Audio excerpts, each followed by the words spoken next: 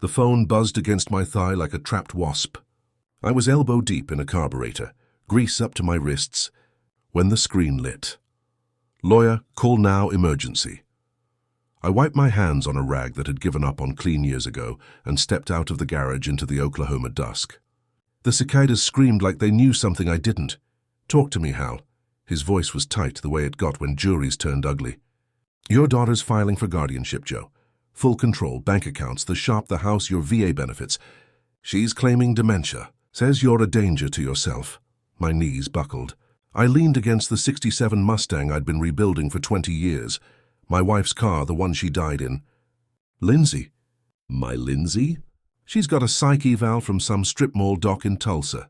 Says you forgot her birthday, wandered off during Thanksgiving, can't manage finances. Tomorrow morning, 9 a.m., emergency hearing. Judge Harlan's chamber. Bring proof you're competent, or she walks away with everything. I hung up and stared at the house across the gravel drive. The porch light flickered. Lindsay's doing, probably. She'd been staying to help since Ellen passed. Cooking meals I didn't eat. Asking about bank passwords just in case. I chalked it up to grief. Now I saw the boxes stacked in the hallway. My tools catalogued in her neat handwriting. The lockbox where I kept Ellen's ashes. Gone. Lindsay was 8 when I taught her to change spark plugs. 10 when she rebuilt her first car with hands too small for the wrench. 16 when she won nationals in robotics. My grease-stained face in every photo. I'd worked 30 years at the shop to put her through Stanford. Skipped my own dreams so she could chase hers. She came home last Christmas with a diamond on her finger and a smile that didn't reach her eyes. Dad, you're getting forgetful, she said, pouring my coffee down the sink. Because I'd left the stove on, I hadn't. I started writing things down after that.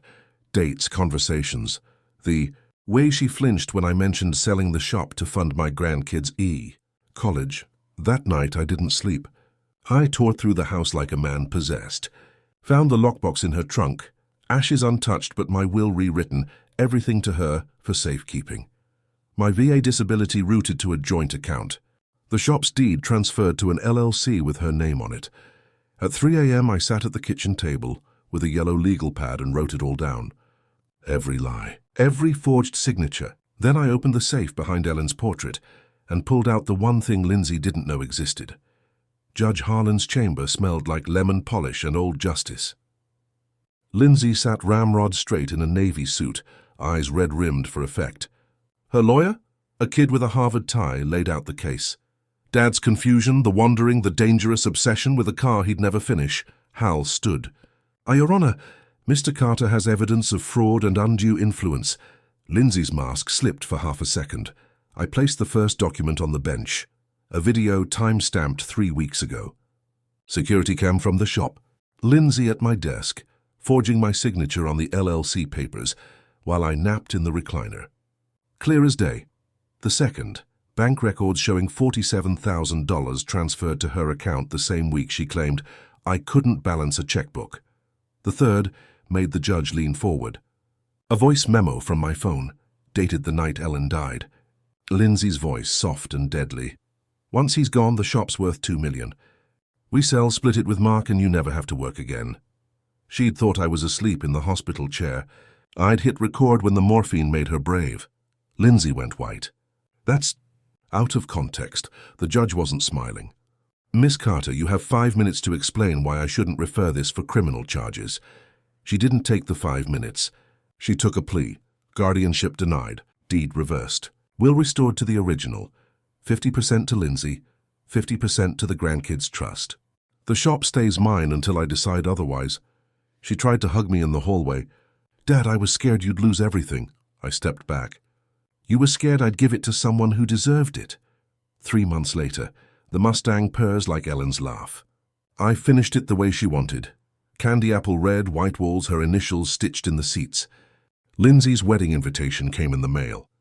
I sent the keys instead. The shop's busier than ever. I hired a kid from the Votech. Reminds me of Lindsay at 16, before ambition curdled into greed. He asks questions. Gets grease under his nails, says sir like it means something. Some nights I sit on the porch with Ellen's ashes and a beer. The cicadas still scream, but now they sound like victory. I kept the voice memo. Not for court, for me. Proof that love can turn poisonous, but truth, greasy, stubborn, earned with busted knuckles, truth wins. The phone buzzes again. This time it's the kid. Found the part you needed. On my dime. I smile into the dark. Some things are still worth saving.